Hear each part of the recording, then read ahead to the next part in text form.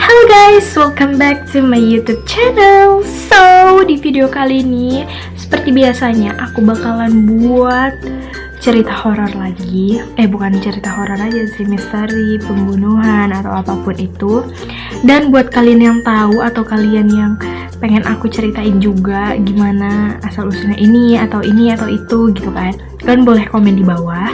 Jadi di video kali ini sesuai dengan kemarin ada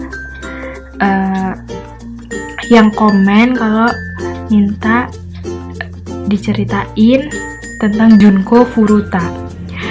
Jadi di video kali ini aku bakalan ceritain misteri pembunuhan Junko Furuta yang dibungkus beton gitu.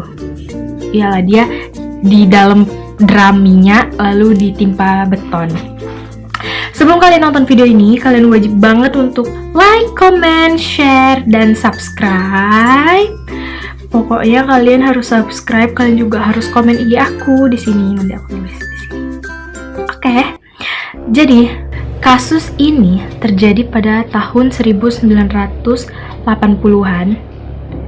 Dia diperkosa oleh 4 orang laki-laki yang merupakan satu dari mereka itu adalah temannya sendiri, dan 4 laki-laki ini merupakan anggota dari Yakuza. Nah, sebelumnya aku bakalan ceritain kronologinya dulu si Junko Furuta ini. Furuta lahir pada 22 November 1971. Jadi awalnya itu seorang laki-laki bernama Hiroshi Miyano. Ya, ini adalah temannya yang merupakan salah satu anggota dari Yakuza juga. Jadi tertarik sama si Junko Furuta ini. Dan jadi Miyano ini menyatakan cinta kepada Furuta.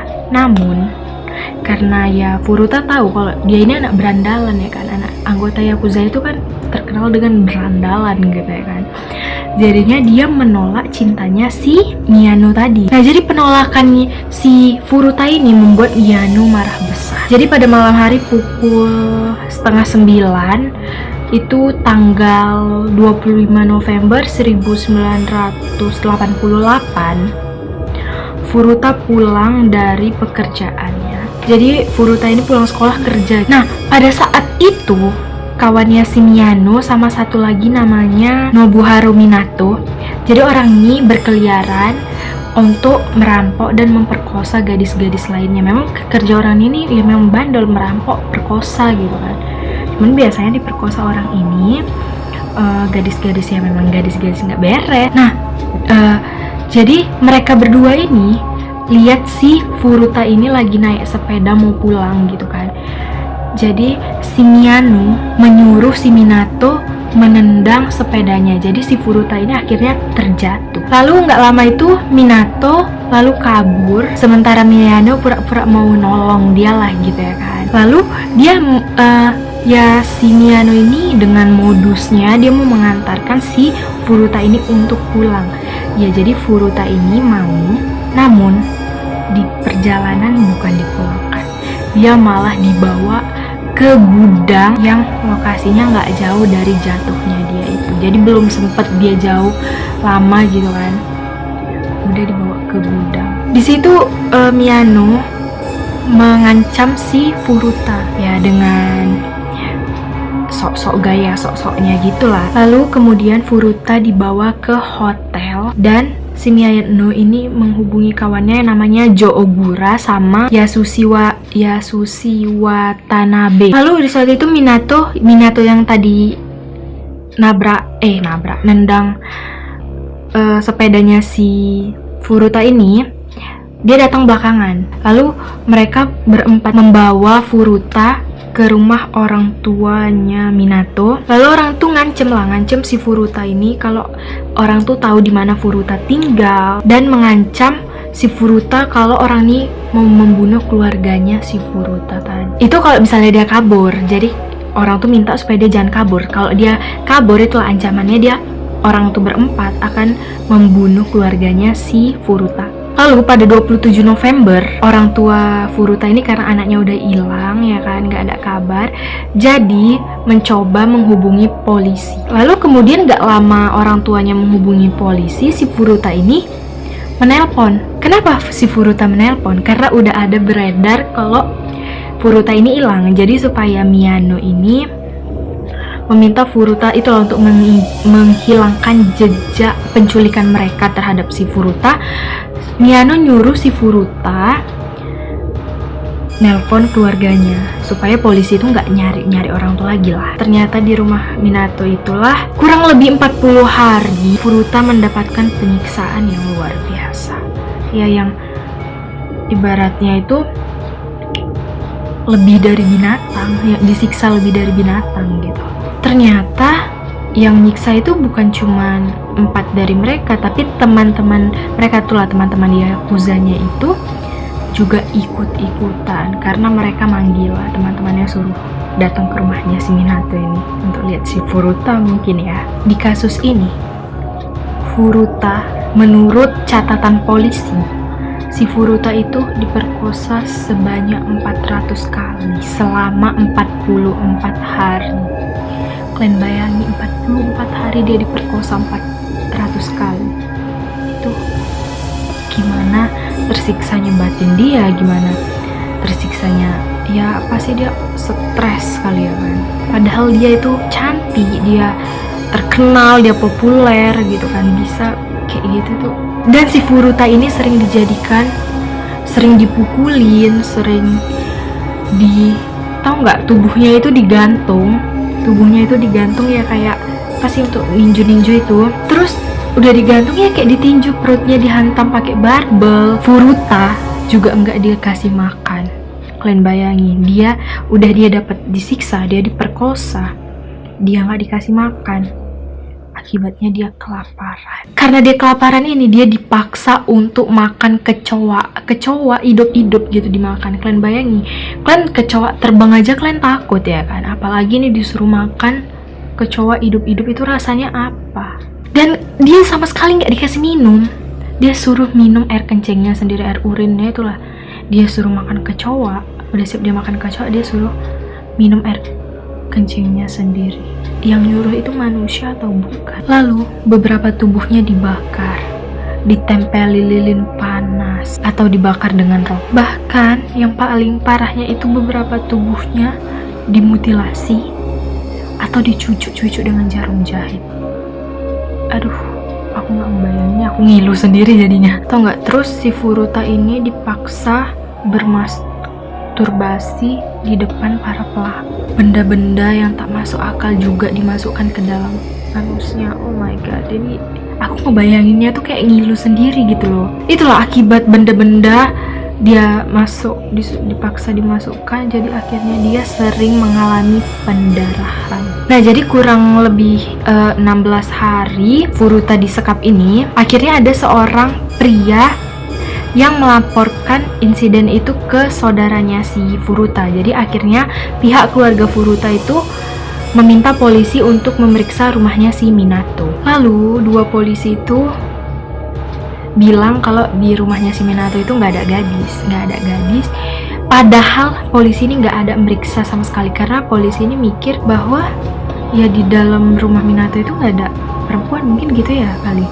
Jadi akhirnya polisi ini dipecat karena tidak melakukan tugasnya dengan baik. Nah, jadi pada Desember waktu itu udah sekitar sebulan kali ya kan, Furuta akhirnya menelpon polisi. Nggak tahu kayak mana caranya dia bisa dapat handphone, tapi dia gagal menelpon polisi karena ketahuan sama si Miyano. Karena ketahuan itu akhirnya kakinya dibakar, lalu mohon maaf, anusnya dimasukkan botol besar sehingga dia tuh mengalami pendarahan lagi. Tapi karena dia pendarahan, kakinya dibakar, dia kejang-kejang. Cuman orang ini nggak percaya kalau dia tuh kejang-kejang, dikiranya cuma pura-pura gitu ya kan. Jadi akhirnya mereka membakarnya lagi.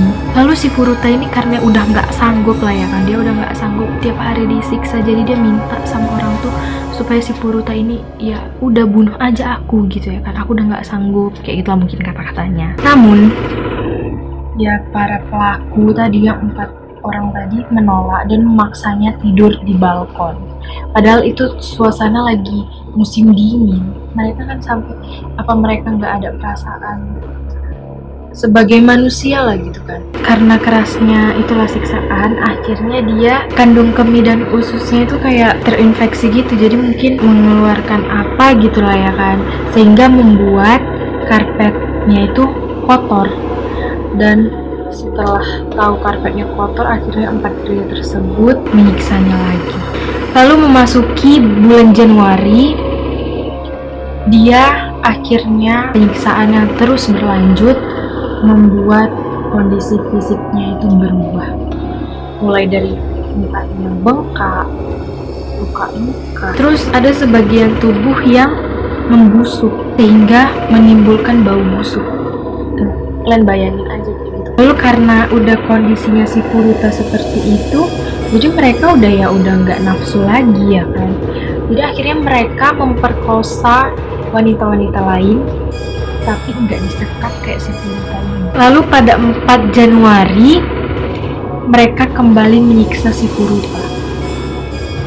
Mereka memukul pakai barbel, menendang, meninju, dan sampai ditaruh lilin di 2 kelopak matanya itu. Lalu di situ Furuta disuruh berdiri. Mereka itu mau mukulin kakinya lah, pakai tongkat atau kayu gitu lah. Itu membuat si Furuta itu gak tahan dan akhirnya terjatuh. Karena pendarahan yang terus menerus, terus nanah, bau busuk ya kan.